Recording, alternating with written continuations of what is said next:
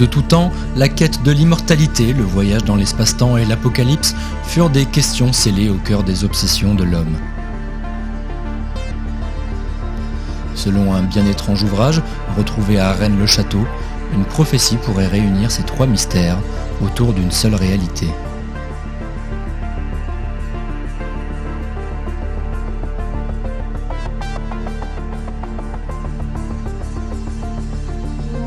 Dans les terres mystérieuses du sud de la France, au XIe siècle, émerge un courant religieux controversé, le catharisme.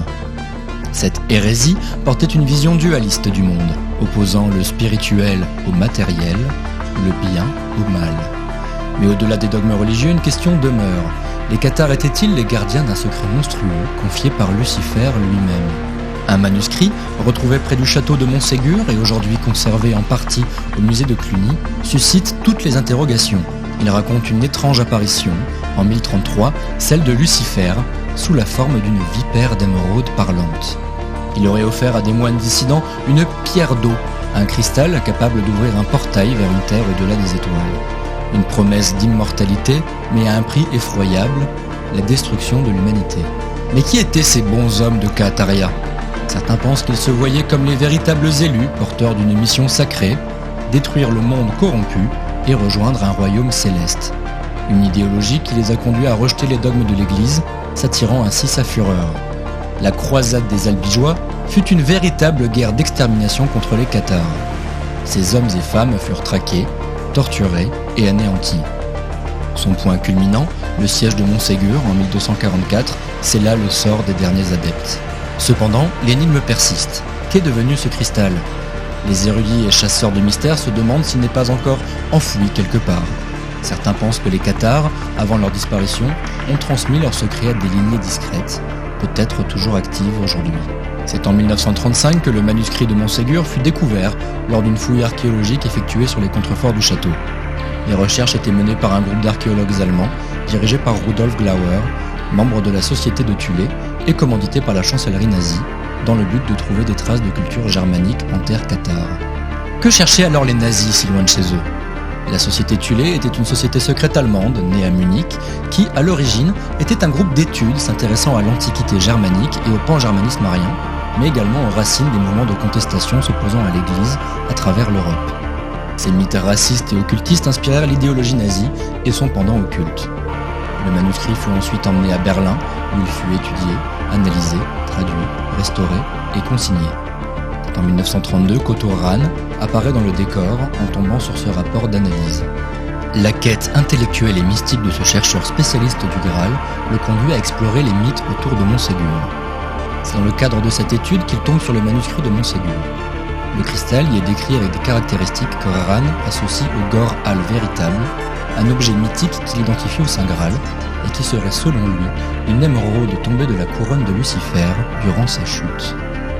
La découverte du manuscrit conduit à l'implication de l'Ahnenerbe, organisation dirigée par Heinrich Himmler, qui cherche des moyens d'atteindre les objectifs du Reich par des méthodes occultes et technologiques.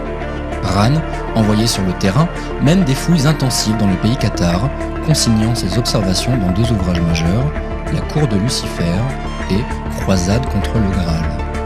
Malgré ses efforts, Rahn ne trouve pas le cristal. Hitler et Himmler envisagent alors une solution technologique. Une branche dédiée au voyage interstellaire est alors créée au sein de la recherche technologique nazie, avec des liens étroits avec Werner von Braun.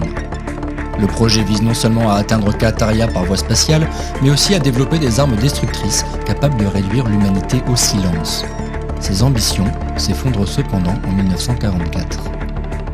Si les recherches des nazis les ont menés loin sur le terrain de la théorie et de la recherche, ils n'ont jamais réussi à mettre la main sur le cristal, introuvable sur un territoire trop vaste. L'accès à Cataria leur a été refusé. Une autre piste est fréquemment évoquée par les initiés aux arcanes du catharisme originel et luciférien, renvoyant à la prophétie de Pierre Plantard. Pierre Plantard, aussi appelé Pierre de France, Varan de Verestra ou encore Pierre Plantard de Saint-Clair, aurait été héritier des Mérovingiens et descendant direct de Clovis. Il fait partie du prieuré de Sion, ordre chevaleresque fondé en 1099, même si certains soupçonnent Plantard d'en être le fondateur. Si nous nous intéressons ici à lui, c'est parce qu'un long texte fut retrouvé à son appartement de Colombes, faisant état d'un ensemble de faits troublants. Ces révélations auraient été faites par Lucifer lui-même à Plantard en 1938. Selon ce texte, le cristal se trouverait caché à Rennes-le-Château, un petit village du sud de la France, célèbre pour ses mystères et légendes liés à des secrets religieux et des conspirations historiques ayant nourri des spéculations sur des trésors liés au Cathare et à la lignée du Christ et de Marie-Madeleine. Si l'on en croit la prophétie rédigée par Pierre Plantard, c'est à Rennes-le-Château que s'ouvrira le portail lors de la destruction du cristal. C'est en pliant l'espace-temps à la manière d'une feuille de papier courbée en deux et trouée par un crayon que le trajet de plusieurs années-lumière se fera instantanément. La topologie de Kahataria se présenterait comme un miroir inversé de celle de la Terre. Les montagnes y sont de saphir, les rivières d'améthyste, et la plus grande des forteresses se dresse, elle, au milieu du désert et est écoulée dans leur pur.